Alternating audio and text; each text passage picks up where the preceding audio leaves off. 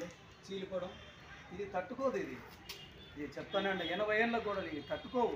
చూడండి మీరు ఒకసారి గమనిస్తే నా గోడకు నా ఇంటి వాకిలి పడదు, ఇది వేసుకోవాలి నేను, ఈ చిలుకు పడదు. చూడండి రెండింటికి డిఫరెన్స్ చూడండి, చిలుకు పడుతుంది చూడండి. ఆ ఇది రావడం వల్ల ఈ చిలుకులు పడ్డంలా.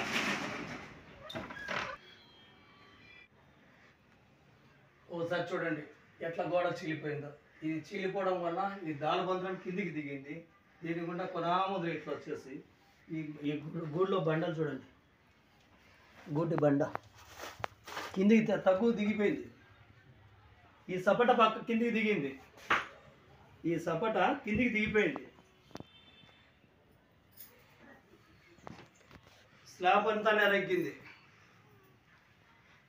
ఒక చెంబు నీళ్ళు పోస్తే సార్, ఒక బిందెతో నీళ్ళు పోస్తే మొత్తం అంతా కారుతుంది. ఆయన నాకు ఏం కట్టిస్తాడు?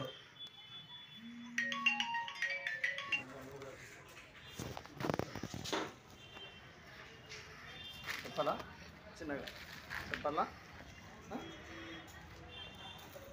గోడ ఏదో పెద్దోళ్ళు పైన ఆయన తొక్కించుకోవడానికి ఒప్పుకున్నారే కానీ కింద నుంచి అయితే ఇది గోడ ఏం కాదు. ఇది తూమట్టి గోడ, బెచ్చలతో కట్టినటువంటి రాతి గోడ.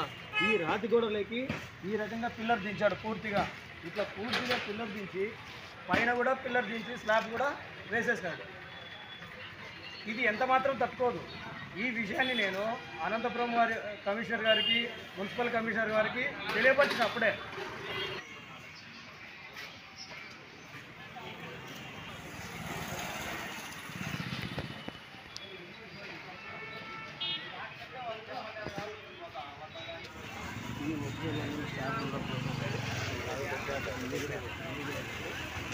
కమిషనర్ వారికి మరియు అనంతపురం వారికి ఇవ్వడం జరిగింది. తర్వాత అయ్యా ఎంత మాత్రం ఈ గోడ తట్టుకోదని చెప్పి నేను అడ్డం పడినా. అయినప్పటికీ కూడా నా మాట ఖాతరు చేయకపోగా మళ్ళీ ప్రొద్దుటూరు కోర్టులో principal junior civil judge court ద్వారా నాకు ఒక నోటీస్ పంపించడం జరిగింది. దీని తర్వాత నేను నాకు గత్యంతరం లేని పొజిషన్లో ఎస్పీ గారికి కంప్లైంట్ చేశాను, కానీ పట్టించుకోవాలా.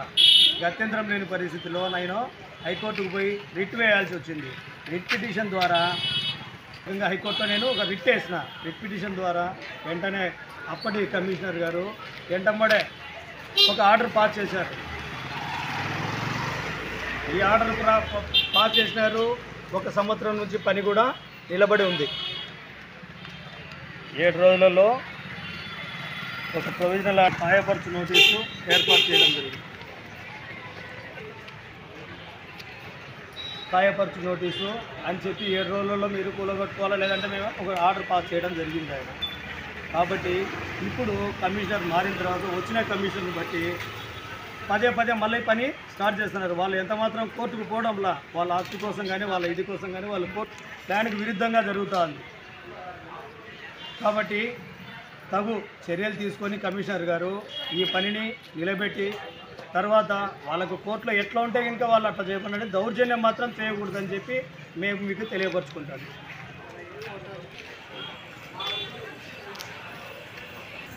ఇది రాతిగోడ,